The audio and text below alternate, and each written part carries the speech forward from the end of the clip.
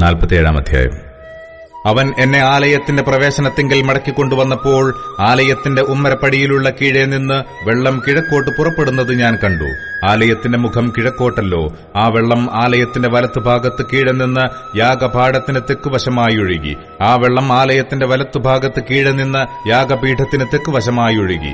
അവൻ വടക്കോട്ടുള്ള ഗോപുരത്തിൽ കൂടി എന്നെ പുറത്തു കൊണ്ടുചെന്ന് പുറത്തെ വഴിയായി കിഴക്കോട്ട് ദർശനമുള്ള ഗോപുരത്തിൽ കൂടി പുറത്തെ ഗോപുരത്തിലേക്ക് ചുറ്റി നടത്തിക്കൊണ്ടുപോയി.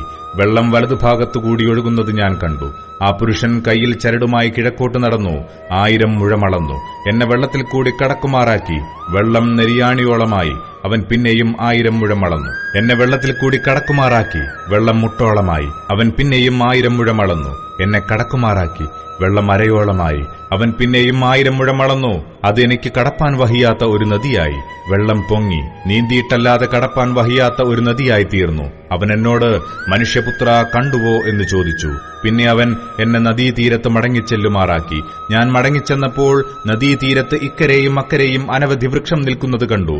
അപ്പോൾ അവൻ എന്നോട് അരുളി ചെയ്തത്, ഈ വെള്ളം കിഴക്കേ ഗലീലയിലേക്ക് പുറപ്പെട്ട് അരാബായിലേക്ക് ഒഴുകി കടലിൽ വീഴുന്നു. ഒഴുകിച്ചെന്ന് വെള്ളം കടലിൽ വീണിട്ട് ഇതിലെ വെള്ളം പഥ്യമായി തീരും. എന്നാൽ ഈ നദി ചെന്ന് ചേരുന്നിടത്തൊക്കെയും ചലിക്കുന്ന സകല പ്രാണികളും ജീവിച്ചിരിക്കും.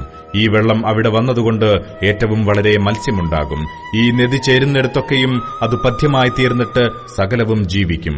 അതിന്റെ കരയിൽ ഏൻ ഗതി മുതൽ ഏൻ എഗ്ലയും വരെ മീൻപിടിക്കാർ നിന്ന് വല വീശും. അതിലെ മത്സ്യം മഹാസമുദ്രത്തിലെ മത്സ്യം പോലെ വിവിധ ജാതിയായി അസംഖ്യമായിരിക്കും.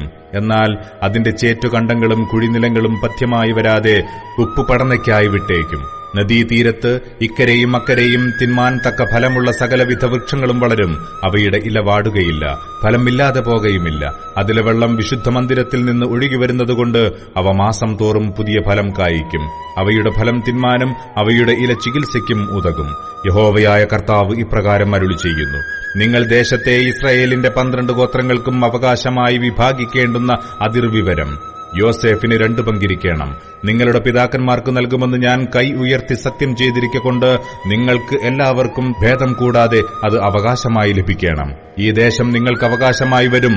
ദേശത്തിന്റെ അതിർ ഇങ്ങനെയായിരിക്കണം: വടക്കുഭാഗത്ത് മഹാസമുദ്രം മുതൽ ഹെത്ലോൻ വഴിയായി സദാദ് വരെയും ഹമാത്തും ബേരോത്തയും ദമ്മേശക്കിന്റെ അതിരിനും ഹമാത്തിന്റെ അതിരിനും ഇടയിലുള്ള സിബ്രയീമും ഹൌറാന്റെ അതിരിങ്കലുള്ള നടുഹാസേരും. ഇങ്ങനെ അതിർ സമുദ്രം മുതൽ ദമ്മേശക്കിന്റെ അതിരിങ്കലും ഹസർ ഏനാൻ വരെ വടക്കേ ഭാഗത്ത് വടക്കോട്ടുള്ള ഹമാത്തിന്റെ അതിരിങ്കലുമായിരിക്കണം. അത് വടക്കേ ഭാഗം. കിഴക്കുഭാഗമോ ഹൌറാൻ, ദമ്മേശക്, ഗിലെയാദ് എന്നിവയ്ക്കും ഇസ്രായേൽ ദേശത്തിനുമിടയിൽ യോർദാനായിരിക്കണം. വടക്കേ അതിർ മുതൽ കിഴക്കേ കടൽ വരെ നിങ്ങൾ അളക്കണം. അത് കിഴക്കേ ഭാഗം. തെക്കുഭാഗമോ തെക്കോട്ട് താമാർ മുതൽ മെരീബോത്ത് കാദേശ് വെള്ളം വരെയും മിസ്രയീം തോടുവരെയും മഹാസമുദ്രം വരെയുമായിരിക്കണം. അത് തെക്കോട്ട് തെക്കേ ഭാഗം. പടിഞ്ഞാറ് ഭാഗമോ തെക്കേ അതിർ മുതൽ ഹമാത്തിലേക്കുള്ള തിരിവിന്റെ അറ്റം വരെയും മഹാസമുദ്രമായിരിക്കണം. അത് പടിഞ്ഞാറേ ഭാഗം. ഇങ്ങനെ നിങ്ങൾ ഈ ദേശത്തെ ഇസ്രായേൽ ഗോത്രങ്ങൾക്ക് തക്കവണ്ണം വിഭാഗിച്ചുകൊള്ളണം. നിങ്ങൾ അതിനെ നിങ്ങൾക്കും നിങ്ങളുടെ ഇടയിൽ വന്ന് പാർക്കുന്നവരായി നിങ്ങളുടെ ഇടയിൽ മക്കളെ ജനിപ്പിക്കുന്ന പരദേശികൾക്കും അവകാശമായി ചീട്ടിട്ട് വിഭാഗിക്കണം. അവർ നിങ്ങൾക്ക് ഇസ്രായേൽ മക്കളുടെ ഇടയിൽ സ്വദേശികളെപ്പോലെയായിരിക്കണം. നിങ്ങളോടുകൂടെ അവർക്കും ഇസ്രായേൽ ഗോത്രങ്ങളുടെ ഇടയിൽ അവകാശം ലഭിക്കണം. പരദേശി വന്ന് പാർക്കുന്ന ഗോത്രത്തിൽ തന്നെ നിങ്ങൾ അവന് അവകാശം കൊടുക്കണമെന്ന് യഹോവയായ കർത്താവിന്റെ അരുളപ്പാട്.